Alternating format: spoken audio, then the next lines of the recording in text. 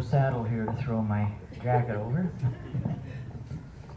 I'm actually going to do this cowboy poetry tonight. I've never read it before.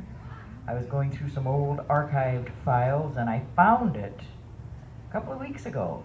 So I started reading it again and I fixed it up quite a bit. And I thought, you know what? If you want to hear cowboy poetry, you got to go to Penticton to their festival, or you got to go to Kelowna, or you got to go to Williams Lake. You don't hear it down here. So I thought, well, I'm going to do it down here. So I will probably be putting Alan Goering to sleep because cowboy poetry rhymes. Yeah, it does, it rhymes. That's just the way the animal goes.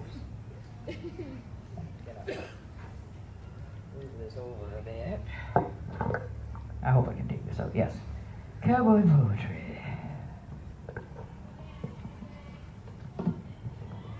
By the way, they're mostly story poems, cowboy poetry.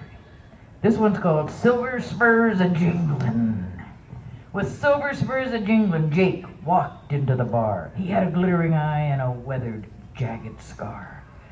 It ran the length of his cheek and up into his hair. He had that kind of look, like he'd been everywhere.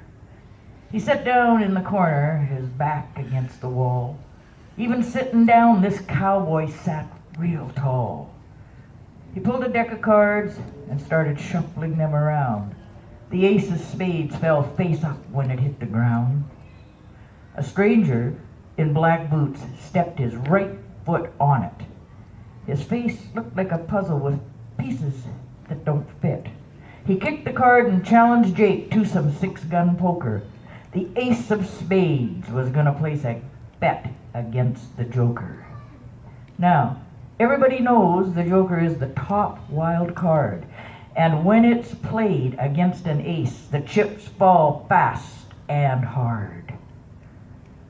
The stranger's draw was faster than the human eye, but Jake's was like greased lightning, so the stranger had to die. The stranger's body lurched, then fell dead on the floor. Jake gathered up the cards and shuffled them once more. He pulled just one card out and put the rest aside. He threw the ace of spades down where that stranger lay. With silver spurs a-jinglin', Jake walked into the street. The night was hot and muggy and had a deathly heat. Jake climbed in his saddle, wiped the sweat from his forehead, then pulled his hat down low and thought about the dead. With silver spurs a-jinglin', Jake rode out of town. A little story.